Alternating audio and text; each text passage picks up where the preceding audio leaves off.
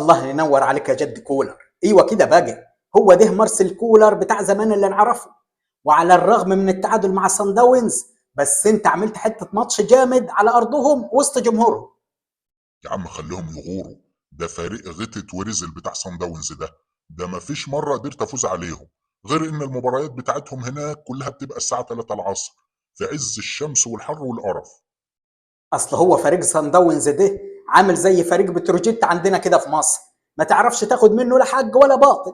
بس بينما ما بينك يا سكولر، انا اول ما شفت التشكيله في اول الماتش قلت ربنا يسترها. مالها يا اخويا التشكيله؟ ما هو لعبوا احلى مباراه. ده احنا كمان جبنا جونين بس للاسف حسبوهم تسلل. اي نعم صن داونز كان مستحوذ، بس الخطوره والهجمات كلها كانت معانا. انت يا سكولر راجل معلم وفاهم شغلك كويس، واللاعيبه كمان النهارده كان كل واحد فيهم مذاكر المركز بتاعه مية مية، خصوصا امام عاشور وجرد شيار. بس ما تاخذنيش يعني، انت ما بداتش ليه باشرف بن شرقي؟ ده الكام دقيقه اللي نزل فيهم جاب جون وعمل شغل عالي قوي. يا ابني جون ايه؟ ما هو اتحسب تسلل، وانا اساسا كنت حاطه اساسي في التشكيل. بس هو جه قبل الماتش وقال لي انا عامل ماسك في وشي، ولو نزلت في الشمس وشي هيسيح، فخليته على الدكه. وهي حبكت يعني يعمل ماسك في جنوب افريقيا؟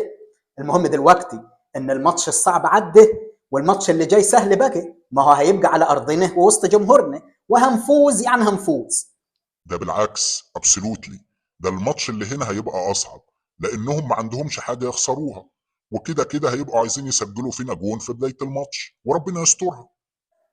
ان شاء الله تتستر يا سكولر. الماتش هيبقى يوم الجمعه، وده يوم فضيل وكمان يوم مش حلو على الاهلي. الا قول لي انت ما خدتش ليه علي معلول معاكم في الماتش بتاع ساوند داونز ده؟ ده عمل حته اسيست في ماتش فاركو، جه منه جون 100 100. علي معلول انا شايله لكاس العالم للانديه، بطوله تقيله وفيها فرق كبيره، والخبره بتاعته هتنفعنا. اللي هو صحيح مين اللي فاز في ماتش فاركو والاهلي؟ للاسف فاركو فاز 2-1 على الاهلي، وبعدين غصب عنهم يعني، ما هو لسه صغيرين، دول مواليد 2005، يعني ما عندهمش خبرات، وانت خدت كل الاساسيين معاك. ليه؟ وخالد عبد الفتاح وعلي معلول وعمر الساعي دول صغيرين. طب ماشي لما ارجع لهم بس مصر.